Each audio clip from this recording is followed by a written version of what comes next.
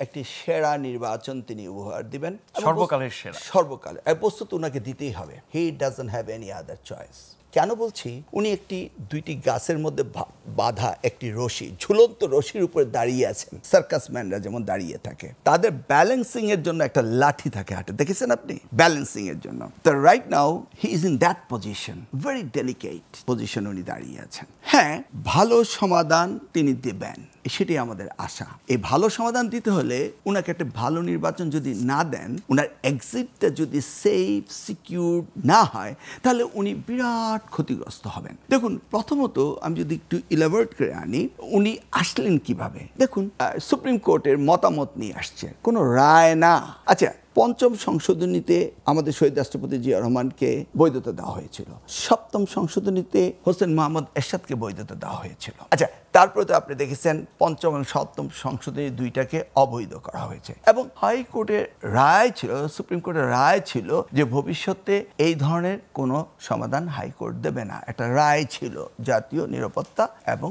এই ধরনের ক্রাইসিসের রায় দিবে না সংবিধান মোতাবেকই চলতে হবে তাহলে হাইকোর্টের সেই রায়টিকে উপেক্ষা করে যখন সুপ্রিম কোর্টের মতামত নিয়ে এই সরকার প্রতিষ্ঠিত হলো তখন সুপ্রিম কোর্ট মতামত দিলেন কিভাবে এবং তারা ক্লারিফাই করেননি যদিও আর্টিকেল 106 এ বলা হয়েছিল বলে গিয়েছিলেন ক্লারিফাই করেননি কতদিন থাকবে এই নন ক্লারিফিকেশনের একটা মতামতকে নিয়ে আনলিমিটেড টাইম উনি থাকবেন এটা হয় না আনলিমিটেড টাইম থাকলে কি হবে তখন তাকে খুব রিফর্মগুলো ফাস্ট করতে হবে জনগণের আশা আকাঙ্ক্ষার প্রতিফলিত ওনাকে করতে হবে একদিকে দ্রব্যমূল্য আরেকদিকে সুশাসন আরেকদিকে গণতন্ত্র আচ্ছা উনি যদি সঠিকভাবে নির্বাচন না দিতে পারেন western world United State plus their allies আমরা দেখেছি ইউরোপিয়ান ইউনিয়ন সহ নির্বাচন কমিশনে বারবার গিয়ে বলতেন আমরা একটি সুন্দর নির্বাচন চাই ভুলে যাইনি আমরা এখনো তাহলে পিটার হাস বা ড্যান মজিনা আমরা বিগত দিনের ইতিহাসে যে দেখেছি যে তারা একটি সুষ্ঠু স্বাভাবিক নির্বাচন চেয়েছেন এবং